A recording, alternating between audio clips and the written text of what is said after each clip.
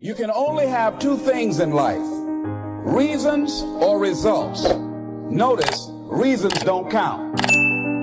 Folks will always point out reasons on why they're not living their dream, on why they're not manifesting their greatness. They will always be able to point those things out, but none of those things count. The only thing that counts are results. And results don't lie, ladies and gentlemen. They tell it all. Judge a tree by the fruit that it bears, not the ones that it might talk about, not the ones that it might wish for. So let us look. I think that all of us are committed. But I think that some of us are producing results in our lives that level of commitment brings that we particularly don't like or find distasteful. I don't think that as a participant in life, you cannot be committed. You're either committed to mediocrity or you're committed to greatness. You're either committed to being productive or you're committed to being non-productive. You're committed to being happy or you're committed to being unhappy. See, whatever you're doing, however you spend your time, that tells you who you are. So think about what it is you like to create in your life experience. Once I look at how you commit your time, once I do an evaluation on how you spend your time, I can tell you exactly what you're committed to. People that say they have dreams or want to open a business or want to do something differently than what they're now doing, they don't like their jobs, they're unhappy, they're unfulfilled. People who say they want to improve their income level, look at how they spend their time. How they spend their time, the commitment of their time, how they use that will really tell the truth.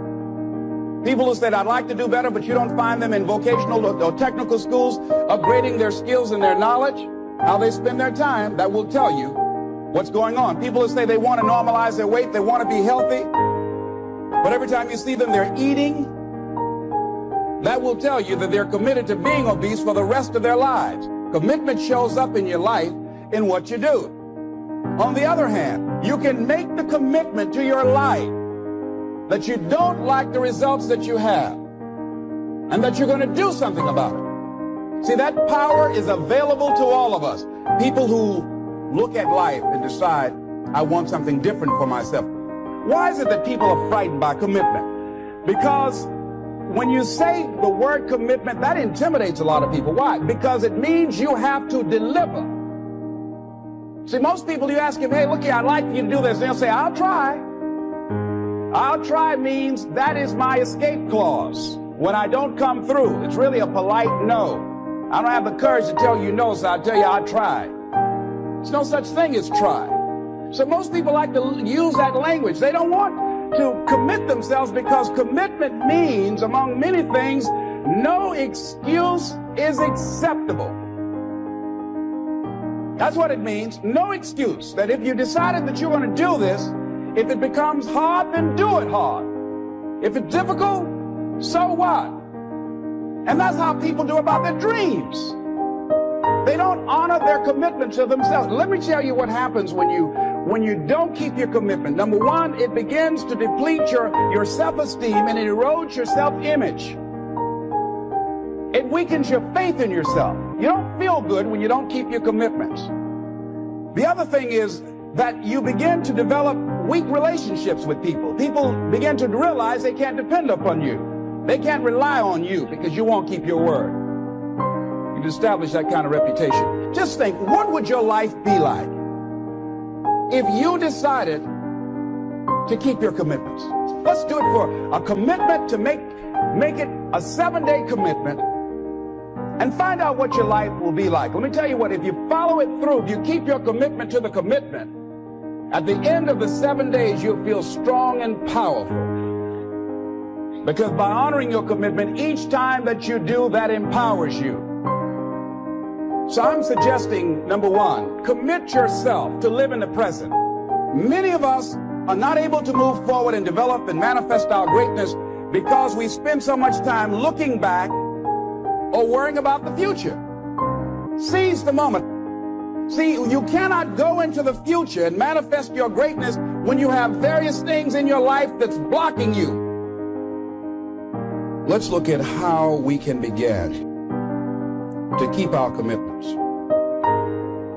Remembering what Dr. Robert Anthony said about results. when you keep your commitments, you're able to produce some different kinds of results in your life.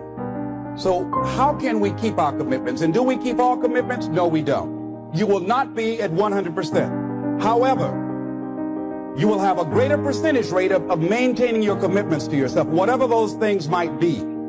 If it's going into business, if it's changing a habit that you know that works against you, all of us have the possibility, by focusing and really harnessing our attention and concentrating on it, we really have available to us the power to honor our commitments in those particular areas. So number one, make it priority. So if you want to honor your commitment, whatever you decide that you're going to do, make sure you make it important. Make sure it is priority. Keep it before you. The other thing is, whatever that you want to do, whatever you want to begin to create and beginning to manifest your greatness and strengthening your level of commitment, and it's really exercising your will, find something that you want to do on your goal, one action step, but make sure it stretches you, that it challenges you, but it's doable, that you can do it. This year I decided that I was going to exercise. So I started out doing just 10 setups and 10 push-ups. I know I can do that and not get upset about it. I can do that without thinking.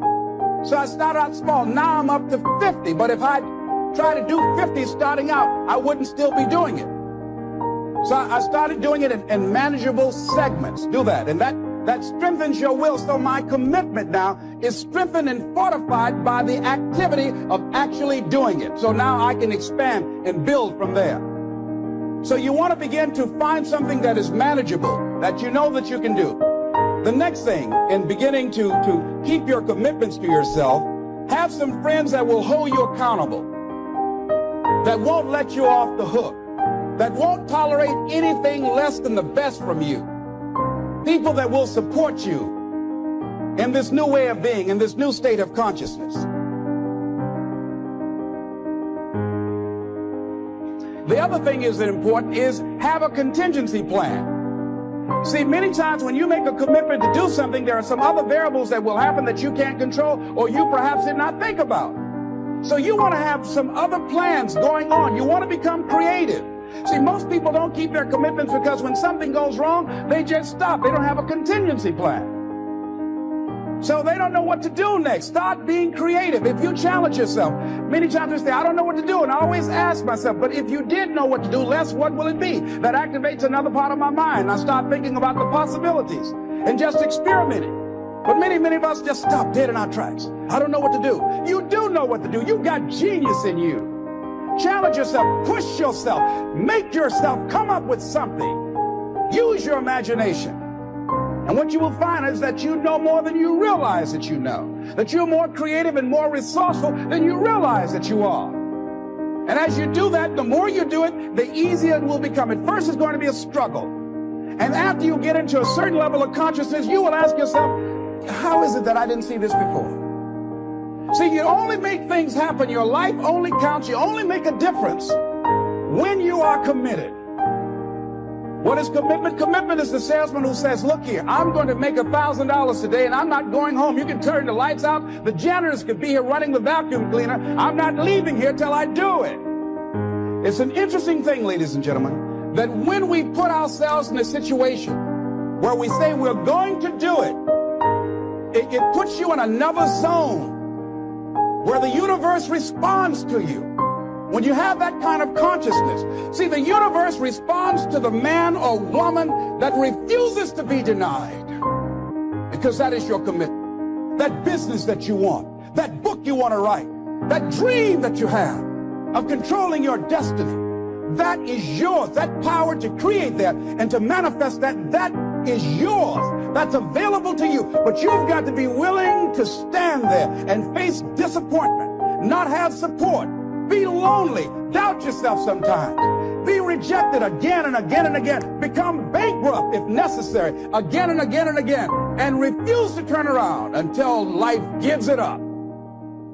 We've had all kind of examples in history where people have made declarations, who have committed their lives to bring about a difference. There are people who are taking a stand today against hunger. I guarantee you it will be a part of our past at some point in time. Someone took a stand against polio it no longer plagues us as it once did. Because someone said, it is my commitment to eradicate it from the face of the earth. Someone made the commitment. Commitment means standing up for your life.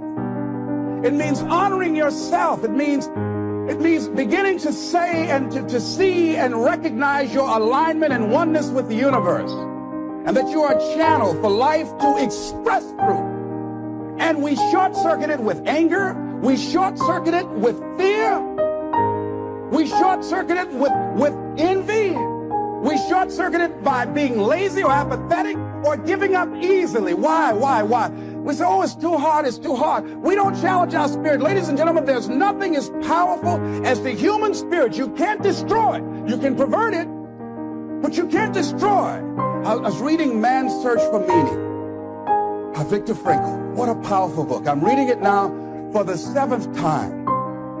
And he gives so many graphic examples of the power of the human spirit. And so what are some of the things that can fortify us and give us the kind of inner strength that will allow us to forward ourselves into the future by manifesting our commitments? Number one, commitment means in some cases going back to school, getting some training, sitting up in classes with people younger than you, putting yourself in a position where you don't know and that is awkward and uncomfortable, but because of your commitment to develop yourself or to go back to school to get a high school diploma or to get a college degree, that it doesn't matter, feeling dumb and saying, what am I doing here, sitting up in some boring class?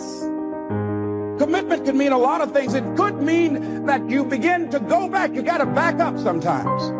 It means to back up and not give up, to regroup, back up and regroup and come back again. Because life has waylaid you, because you got knocked down. Keeping the commitments that you have might mean taking a stand that's unpopular. Something was said one time, when you take a position, it says, cowardice asks the question, is it safe? Politics asks the question, is it popular? But conscience or commitment asks the question, is it right?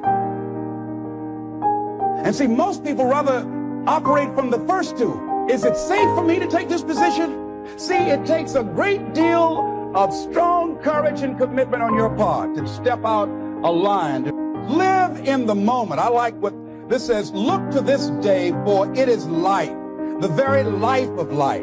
For yesterday is but a dream, and tomorrow is only a vision. But today well lived makes every yesterday a dream of happiness, and every tomorrow a vision of hope. Look well, therefore, to this day.